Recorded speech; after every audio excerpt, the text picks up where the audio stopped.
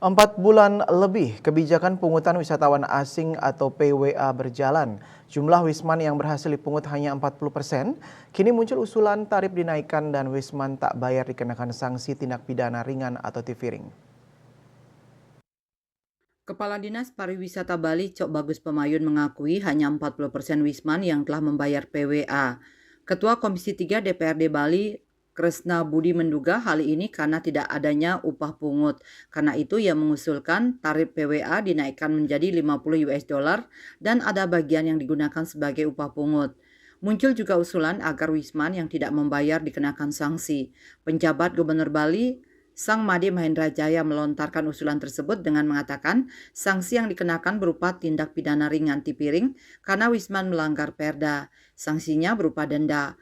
Wakil Gubernur Bali periode 2018-2023 Cooke Arta dan Sukawati yang juga Ketua PHRI Bali mengatakan setuju dengan usulan PJ Gubernur Bali Sang Made Mahendra Jaya tersebut.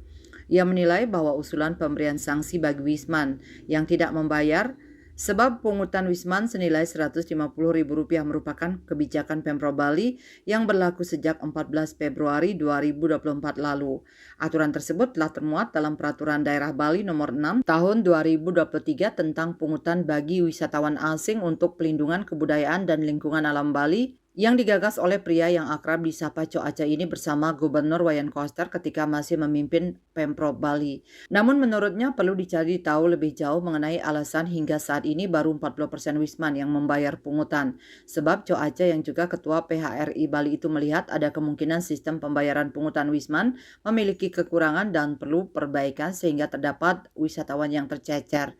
Terkait pemanfaatan pungutan Wisman, Cok Aceh bercerita bahwa ia sempat bertemu PJ Gubernur Sang Made dan sedang dibahas mengenai pembentukan tim untuk mengelola pemanfaatan dana tersebut. Pihak yang diberi tanggung jawab tersebut nantinya akan mengatur penggunaan dana untuk pelindungan budaya dan alam sesuai aturan peraturan daerah. Namun Cok Aceh mengingatkan bahwa kebudayaan bersifat luas, termasuk di dalamnya biaya untuk fasilitas atau sarana pendukung kebudayaan itu sendiri. Untuk diketahui sebelumnya, PJ Gubernur Bali Sang Made Mahendra Jaya menyampaikan usulan agar yang tidak membayar pungutan Wisman diberikan sanksi tindak pidana ringan.